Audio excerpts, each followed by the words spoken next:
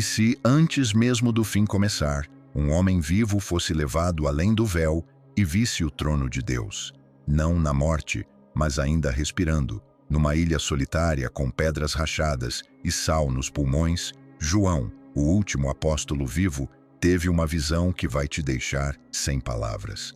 O que ele testemunhou abala tudo o que pensávamos saber sobre o céu. Você acha que conhece o Apocalipse, besta, guerra, fogo, mas e se a parte mais perigosa fosse o começo? O que João viu não era simbólico, era real. Trovão, vozes, luz esmeralda, um mar de vidro, duro e claro como julgamento, e no centro, um trono, cercado por criaturas eternas que nunca descansam. Aquele que está no trono segura um rolo, selado 7 vezes. Ninguém em toda a criação podia abri-lo. O que João viu que o levou às lágrimas, será que ele realmente viu o rosto de Deus e continuou vivo? Assista até o fim, porque depois de ver o que ele viu, você nunca mais vai ler o Apocalipse da mesma forma. Para entender, precisamos voltar à ilha de Patmos. João já era velho, ossos inchados pela idade, mãos marcadas por décadas de perseguição. Seus joelhos doíam com o peso de memórias que mais ninguém sobreviveu para carregar. O estalo de ossos de Estevão, o silêncio de Pedro de cabeça para baixo, Tiago arrastado para a escuridão de Roma. Agora João estava sozinho, com as vozes deles ecoando em suas orações. Haviam o exilado para morrer devagar. Patmos não era um retiro. Era o cemitério de Roma para mentes que não podiam ser destruídas. Minas, chicotes, silêncio. Essa era a sentença. O império achou que tinha enterrado a voz do último profeta, aquele que viu o túmulo vazio, aquele que ficou de pé aos pés da cruz. Mas o silêncio nunca é verdadeiramente vazio. E naquela manhã sem nome, enquanto o sol caía por trás de um céu enevoado, João ouviu de novo a voz, como uma trombeta. Não era memória, era presença, incontestável, irrefreável. A voz disse: sobe aqui. Você cresceu ouvindo que o Apocalipse é um código do futuro, com bestas e taças e símbolos a decifrar. Mas e se o maior mistério não fosse sobre o que está por vir, e sim sobre o que já foi visto e esquecido? E se João não imaginou o céu, e sim entrou nele? As Escrituras dizem que ele estava no Espírito. Isso não é enfeite poético, significa que algo dentro dele deixou algo para trás. Ele não estava sonhando, ele estava partindo. Moisés subiu a montanha, mas João foi chamado diretamente e viu o que outros apenas vislumbraram em sombras. Místicos judeus do primeiro século, homens que seguiam as tradições de Enoque ou Ezequiel, chamavam isso de ascensão. O momento em que a carne pausa e o espírito atravessa reinos que não pertencem aos olhos mortais. Chamavam de carruagem, o caminho do trono, e avisavam: se você entrar de forma errada, não volta. Então por que João viu o caminho? Por que naquela hora? A maioria de nós nunca para pensar que João não morreu nesse momento, ele sobreviveu, o que significa que o que ele viu era para ser lembrado. Talvez o começo do Apocalipse não seja só visão, mas instrução. Veja como Apocalipse 4:1 diz: depois destas coisas, olhei, e eis que estava uma porta aberta no céu. Essa palavra, eis, significa pare e veja. É um comando espiritual. Havia uma porta, não um portal, não uma metáfora, uma porta, e ela já estava aberta. Antes da ira, antes dos juízos, o céu se tornou visível. João não estava tentando alcançá-lo. Foi o céu que o alcançou. E é aqui que o silêncio se torna intencional. Por séculos, artistas pintaram o céu com nuvens, auréolas e harpas, mas João viu trovão, relâmpago, uma voz que cortava como lâmina através do linho, o longo eco da traição, as tochas no Getsêmani, o sangue no pó do Gólgota, tudo se desfez. O ar prendeu a respiração, seus pés deixaram o chão. João foi elevado, não por asas, não por anjos, mas por uma palavra: sobe aqui. 3 palavras que mudam tudo. Ele não subiu por mérito, subiu por convite. E nós também subiríamos se ousássemos escutar. As Escrituras dizem que imediatamente ele estava no Espírito, e a próxima coisa que viu não foi o céu. Não foram os santos, foi um trono, estabelecido no céu, a primeira coisa, sem introduções, sem explicações, apenas poder. Você está pronto para ver o que realmente está lá? Porque o que vem a seguir foi vislumbrado uma vez antes, por um profeta que viu rodas de fogo e criaturas cheias de olhos, e nem ele conseguiu dizer tudo. Antes de continuarmos, curta e inscreva-se. E diga nos comentários de onde você está assistindo. João não está mais em Pátimos. Ele está à beira do real. O silêncio acabou e o trono está despertando. Ele não desperta em silêncio. João não o vê de uma vez só. O trono não explode em vista como uma cortina rasgada. Ele se revela em camadas, luz por luz. Primeiro vem uma sensação, pressão atrás dos olhos, peso no peito, o ar mudando como antes de um raio cair. João pisca, mas a luz não se move. Não é luz do sol, não é fogo, é existência em si, presença, não iluminação.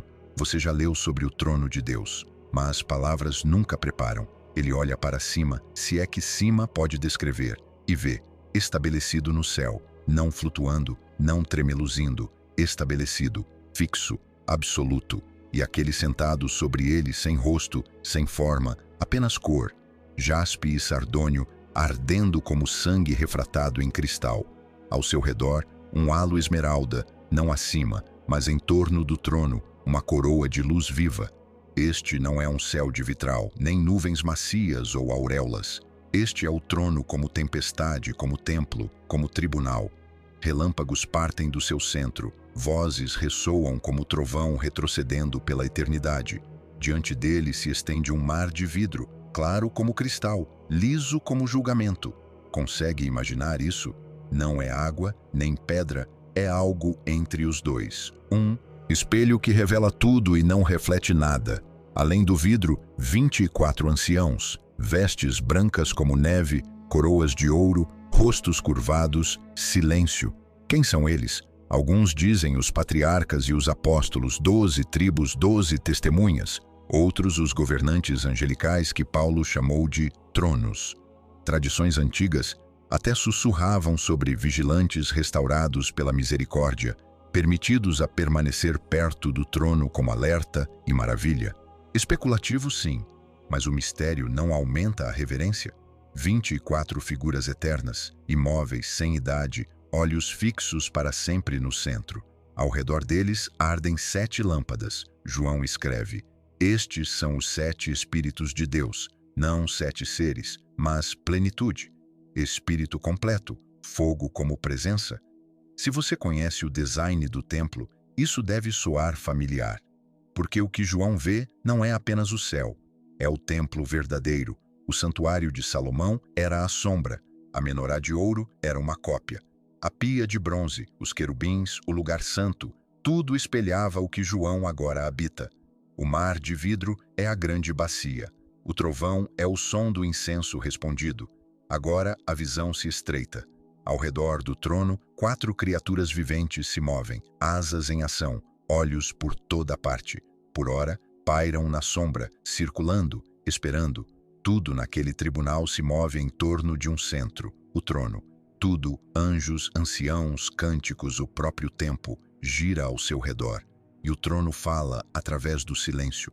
Este não é o céu como descanso, é o céu como realidade. Consegue sentir o peso disso? João sentiu. Suas mãos tremiam, seus joelhos falharam, embora a carne ali não tivesse peso. Ele não descreve cair, nem estar de pé. O silêncio entre esses verbos é intencional, sagrado. Como descrever santidade quando ela deixa de ser ideia e se torna presença que te envolve como trovão vasto demais para ouvir? Que tipo de ser sobrevive a isso? Que tipo de homem vê isso e volta? João não viu conforto, viu tribunal. Viu o santuário, justiça e adoração convergirem. E mais, viu uma reunião. A sala do trono não é um fim, é um começo. E tudo começa com um homem trêmulo, exilado, quebrado, esquecido, convidado a entrar, como nós. Você atravessaria essa porta se ela se abrisse? Deixaria a luz te cegar só para ver a verdade? O que vem agora não é um cântico, é o mais antigo clamor do céu, subindo de criaturas cheias de olhos e asas de fogo. Eles falam agora, não em sermão, mas em trovão. E não falam por nós, falam por Ele. Suas vozes não são apenas adoração, são aviso, porque o trono tem um só centro, e nem todos são bem-vindos a se aproximar. João tenta falar, mas as palavras morrem em sua garganta. As criaturas se movem e sua respiração se prende no peito. Nesse instante, a visão do trono recua, não em distância, mas em domínio. Algo mais havia despertado. Algo que sempre esteve ali, esperando ser notado. O trono prendia seu olhar porque estava imóvel. Mas agora o céu se movia. E foi o movimento que o desfez. Elas não deram passos, não giraram, não se ergueram. Elas se desdobraram. Das bordas do trono, entre o mar de vidro e os arcos de chamas esmeraldas. 4 seres emergiram como o rompimento de um silêncio mais antigo que a terra. O primeiro parecia um leão, mas seu rosto não era bestial. Carregava a dignidade do governo, o terror do selvagem e o olhar de algo mais antigo que a dor. O segundo lembrava um boi, força envolta em submissão. O terceiro tinha rosto de homem, mas seus olhos queimavam através do tempo. O quarto, uma águia em voo, não parecia tocar o chão nem o vidro. Pairava, sem bater as asas, apenas presente. Cada um era coberto de olhos, por dentro, por fora. Não decoração, não metáfora, consciência tornada visível. Você cantaria sem descanso se isso significasse poder permanecer na presença dele? Suportaria o peso de nunca piscar, de nunca desviar o olhar? Essa é a eternidade deles. João diz que eles nunca param de clamar. Dia e noite, se tempo pudesse ser contado ali. Santo, santo, santo é o Senhor Deus Todo-Poderoso, que era, que é e que há de vir. Eles não são cantores de coral, são guardiões, seres viventes posicionados ao redor do trono. Sua função não é proteger a Deus, mas proteger a criação da santidade desvelada de Deus. Escritos místicos antigos como 3 Enoque os imaginavam como escudos de misericórdia, tão radiantes que até os anjos devem cobrir o rosto diante deles. João ouve sua proclamação cair. Suas palavras não flutuam. Caem como juízo, como trovão. E toda vez que falam, os 24 anciãos se levantam de seus tronos, caem ao chão e lançam suas coroas diante do trono, de novo, e de novo, e de novo. Imagine isso. Imagine um ser tão santo que deve ser rodeado por outros que anunciam sua santidade, não por ele, mas para impedir o colapso do cosmos sob seu peso. E se as criaturas ao redor do trono já foram descritas não apenas como adoradores, mas como selos vivos, protetores do conhecimento divino, guardiões do limiar que nenhum mortal deveria atravessar? Seus corpos ardiam com olhos, suas asas cintilavam em camadas de percepção. Suas bocas estavam cheias de palavras antigas, mais antigas que o hebraico, mais antigas que o Éden. Uma se virou para João. Não sabemos qual, mas ela o viu. Não como hóspede, não como profeta, mas como mortal que cruzou para um reino reservado aos nascidos do Espírito. E aqui está algo que o cânone ocidental raramente contempla. O fato de que esses seres não estão apenas louvando, estão esperando, por algo, por alguém, por um momento, porque enquanto João observava, algo mudou. Na mão daquele que está sentado no trono, ele notou uma forma, um rolo, fechado, amarrado e selado, como se toda a sala do trono estivesse esperando João percebê-lo, esperando as criaturas iniciarem seu canto, esperando os anciãos lançarem suas coroas. Você já se perguntou para onde eles olham enquanto cantam? Para o trono? Para o rolo? Estão clamando a Deus ou a própria história? Porque se você estivesse lá, se seus pés estivessem sobre o mar de vidro, se sua alma tremesse sob vozes como fogo e penas, ousaria perguntar o que há dentro de um rolo selado, segurado pela mão do santo? Ou cairia como os anciãos, adoraria apenas para sobreviver? Isso não são metáforas, não são enfeites, são realidades que esquecemos. E o que eles dizem a seguir? Você já ouviu antes, mas nunca assim.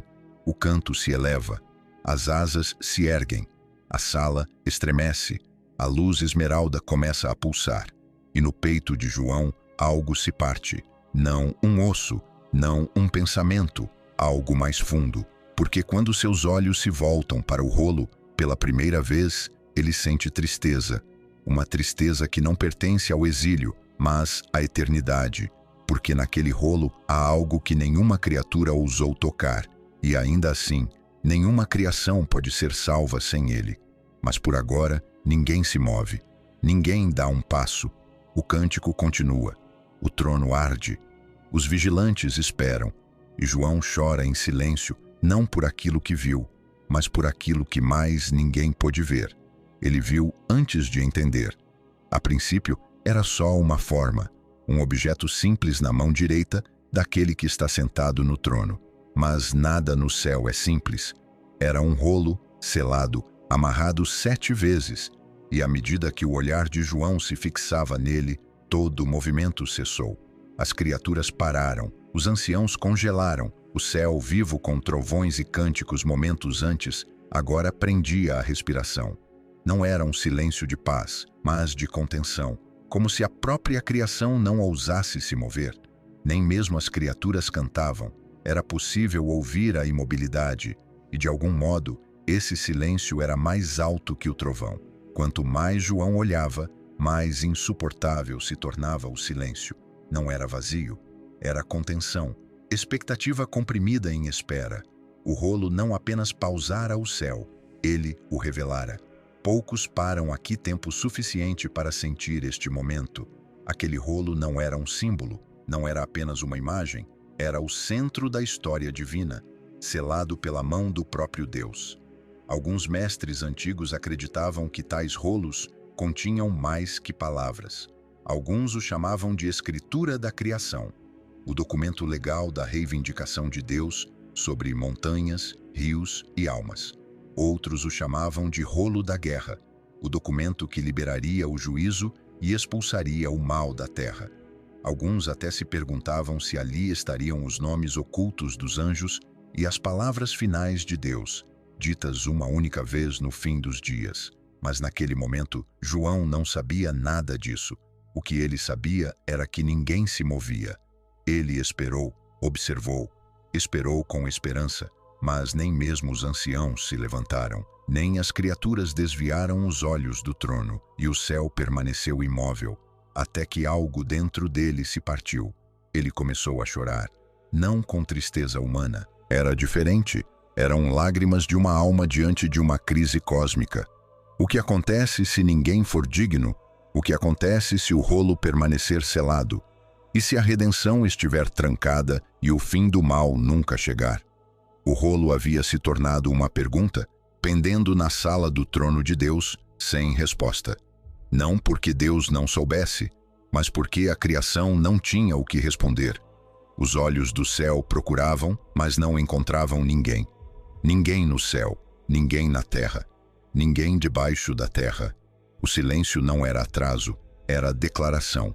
Não há ninguém digno, nem os anjos, nem os anciãos, nem os vigilantes, nem os vivos, nem os mortos. O corpo de João tremia, suas lágrimas caíam naquele silêncio, e o céu não o corrigiu. O rolo esperava, mas não por ele. Essa é a parte que a maioria esquece. João não foi consolado de imediato. Foi permitido que ele se quebrasse, porque o céu pode partir seu coração antes de curá-lo. Às vezes o santo não conforta primeiro, ele fere, para que a ferida seja preenchida com glória. E naquele silêncio, o choro de João não foi ignorado, foi incluído. Você já orou e se perguntou se Deus ouviu? Já viu o sofrimento e esperou por uma resposta? Você não está só. O último apóstolo vivo já chorou na sala do trono de Deus, porque ninguém foi achado digno de abrir o rolo. Mas a espera não era vazia. Alguém estava ouvindo. O silêncio se estendeu até não poder se estender mais. Então, da sua própria borda, uma voz. Um dos anciãos se inclinou e disse: Não chores. Eis que o leão da tribo de Judá, a raiz de Davi, venceu para abrir o livro e seus 7 selos. Você sentiu isso? Isso não é apenas um nome. É uma ruptura no céu, uma fratura no silêncio. O rolo não está abandonado. A busca não foi em vão. O leão entrou na sala do trono. Com ele vem mais do que dignidade, vem conquista, vem sangue, vem justiça envolta em misericórdia. O rolo ainda está selado, mas não por muito tempo. O silêncio está terminando. E o que acontece a seguir é algo que nenhum profeta ousou imaginar. João se virou, o coração preparado para um leão, os músculos tensos à espera do rugido do poder. A voz do ancião ainda ecoava em seus ouvidos. A imagem que séculos de profecia haviam esculpido na imaginação dos fiéis.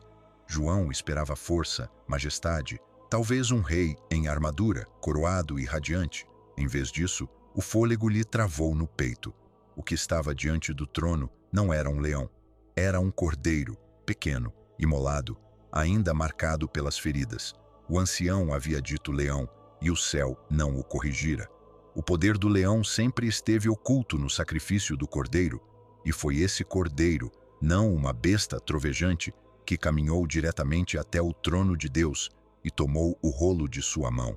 O silêncio que antes consumia o ambiente se rompeu.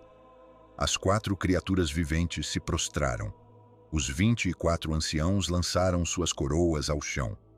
A própria arquitetura do céu pareceu se curvar sob o peso do momento, e o cordeiro, o mesmo que João havia visto pendurado e quebrado numa cruz romana décadas antes, agora estava de pé com autoridade serena, recebendo o que nenhum anjo ousou tocar. Você cresceu com imagens de um Jesus manso, mas isso não é mansidão. É realeza tão segura que sangra sem medo. O cordeiro tinha 7 chifres e 7 olhos, símbolos de poder perfeito e visão perfeita. O Apocalipse diz que estes são os 7 Espíritos de Deus enviados por toda a terra. Em outras palavras, ele não apenas foi imolado, ele vê tudo. Cada ferida, cada ato de adoração, cada clamor na escuridão, e ainda assim permanece de pé. Então os anciãos começaram um novo cântico. Tu és digno de tomar o livro e de abrir os seus selos, porque foste morto e com o teu sangue compraste para Deus homens de toda tribo, língua e nação. O céu havia prendido a respiração. A criação chorara com João, mas agora era como se o universo tivesse expirado. O silêncio se despedaçou em fogo e som. Isso não era louvor, era combustão. O que começou com algumas vozes se tornou uma maré. Miríades de miríades, milhares e milhares clamando: digno é o cordeiro que foi morto de receber poder e riqueza e sabedoria e força e honra e glória e louvor. E mesmo nesse clamor, a tensão permanecia. O rolo ainda estava selado. O momento pairava, intacto. Escritos místicos antigos imaginavam que, quando o cordeiro apareceu no céu, pela primeira vez com feridas, até os anjos hesitaram. Nunca tinham visto um Deus que sangra, um rei que morre, uma vitória conquistada pela entrega. Seja lenda ou verdade, o próprio Apocalipse afirma isso. As cicatrizes do cordeiro não são apagadas. Elas fazem parte de sua glória. São essas feridas, não linhagem, não força, não status, que o tornam digno de abrir o rolo. A visão se expandiu. Toda criatura no céu, na terra, debaixo da terra e no mar, levantou a voz. Esse é um momento grande demais para apenas teologia. É um cântico entoado pela própria existência. João não descreve um coral. Ele descreve o cosmos. Consegue imaginar isso? O céu inteiro tremendo com aleluias? O mar rugindo em louvor? Em algum lugar em Patmos, o corpo de João talvez ainda estivesse sentado em silêncio. Mas no espírito ele contemplava o tecido da realidade, se curvando diante de um cordeiro que foi morto e ainda está de pé. Então, uma pausa, a mais importante até agora. O cântico atingiu seu auge, mas os selos ainda estavam intactos. Este é o fôlego antes do juízo, a calmaria antes da tempestade. Uma pausa não de paz, mas de preparação. Por que João não descreve o rolo sendo aberto imediatamente? Talvez o céu queira que sintamos o peso. O rolo contém o futuro, o juízo, a história, o destino, tudo selado pela mão do próprio Deus, agora repousando nas mãos de um rei ferido. João diz que as criaturas disseram Amém, e os anciãos se prostraram novamente. A adoração não termina, ela se repete. Como se a eternidade não pudesse dizê-lo o suficiente, e o tempo todo o rolo espera. Agora, segurado pelo único digno, a história está em suas mãos, mas o primeiro selo ainda não foi rompido. O momento se estende, e nós esperamos com João, porque uma vez que o primeiro selo se quebrar, nada será como antes. Então o som se dissipa. Num instante, o céu estremece com louvor. No seguinte, está novamente envolto em silêncio, sagrado, pesado, irreversível. João não cai, mas parece cair, o espírito retornando ao seu vaso. A visão não termina com trovão, mas com respiração. O cordeiro ainda permanece em sua mente, feridas brilhando como estrelas. Ele já havia visto aquelas feridas antes, em sangue, não em glória, numa colina fora de Jerusalém, à sombra de uma cruz, o céu escurecido. Agora ele sabia para onde tinha ido aquele último clamor. O peso dessa verdade o pressionava. Seus joelhos tocaram a pedra. As paredes da caverna estavam de volta, frias, ásperas, o sal no ar. Suas mãos tremiam, seus lábios se moviam, mas nenhum som saía. O cântico dos anciãos ainda ecoava em algum lugar sob suas costelas, como se o céu tivesse se escrito em sua carne. Digno é o cordeiro que foi morto, de receber poder e sabedoria e riquezas. Aquilo não cessava, tornara-se parte dele. Você já sentiu isso antes, não é? Esse momento depois do sagrado, quando sua alma está cheia, mas sua boca está muda. Quando você viu algo que rompe a linguagem e tudo o que pode fazer é respirar. Talvez seja aí que a fé realmente começa. Não no espetáculo, mas no silêncio que o segue. Lá fora, o vento voltou a soprar entre as pedras. Roma ainda governava. Soldados treinavam, mercados fervilhavam. Mas João tinha visto o trono. Ele ouvira o silêncio do rolo. Ele vira o céu esperar. E mesmo agora, a espera não havia terminado. Sua visão não foi um fim.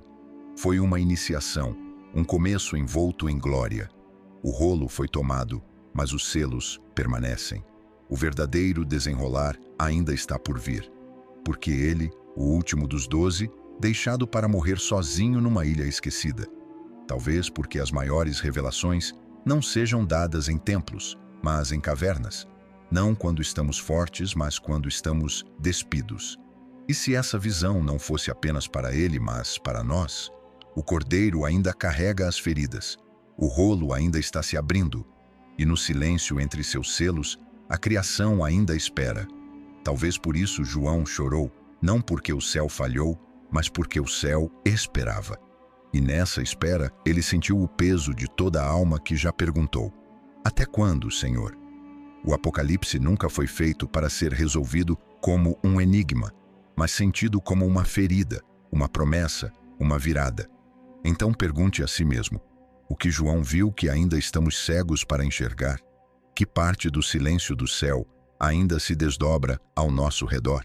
O trono é real. O cordeiro ainda traz as marcas. E quer vejamos ou não, o rolo ainda está se abrindo. Você nunca deveria ver isso? Ainda não. Não tão cedo. E mesmo assim, aqui está você, de pé onde João um dia esteve, respirando o silêncio entre trovões, olhando através do véu para um reino onde o tempo e a linguagem se desfazem. A visão em Patmos não foi um delírio febril, nem um último consolo antes da morte. Foi uma ruptura, um chamado, um vislumbre do que sempre foi e do que em breve será. O céu não está longe, nunca esteve. Está apenas velado como um rolo selado 7 vezes, e a cada geração o mesmo sussurro ecoa. Os selos estão se rompendo, lentamente, com certeza, um após o outro. Você sente, não sente? Na tensão do mundo ao seu redor, na inquietação do seu próprio coração. Fomos instruídos a nos preparar, não a prever, a olhar para cima, não a fazer contagens regressivas, porque por trás das guerras e manchetes, do ruído e da apatia, o Cordeiro ainda está de pé onde reis caem, e o trono não está vazio. Os anjos não estão ociosos, o rolo não foi esquecido. Você atravessou trovões e vidro, silêncios e cânticos, olhos que veem tudo e criaturas que nunca cessam. Mas agora a visão retornou à caverna, e talvez essa seja a parte mais difícil. Voltar. Acordar para um mundo que não viu o que você viu, mas esse é o chamado.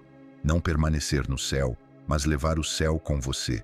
De volta à caverna, à cidade, à hora em que você vive agora.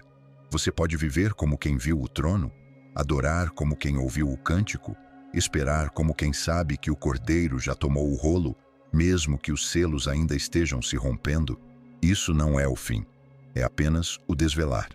E em breve, uma voz falará novamente, e quando falar, os céus se abrirão ainda mais. E quando se abrirem, o mundo jamais será o mesmo. Mas até lá, pergunte a si mesmo, se você tivesse visto o que João viu, o que faria agora? Se algo nesta história tocou seu coração, se te fez enxergar a fé escondida ou a obediência silenciosa sob uma nova luz, não guarde isso só para você. Compartilhe este vídeo com alguém que precisa desse lembrete hoje. Você nunca sabe até onde uma pequena verdade pode chegar. Me conte nos comentários qual parte mais falou com você. E se ainda não se inscreveu, aproveite agora e ative o sininho para não perder o que vem a seguir. Cada episódio é mais um passo rumo aos mistérios das Escrituras e às formas como Deus ainda fala através do silêncio. Obrigado por caminhar comigo nesta jornada. Que Deus te abençoe ricamente e que sua fé silenciosa, mesmo quando invisível, seja sempre lembrada na sua presença. A gente se vê em breve.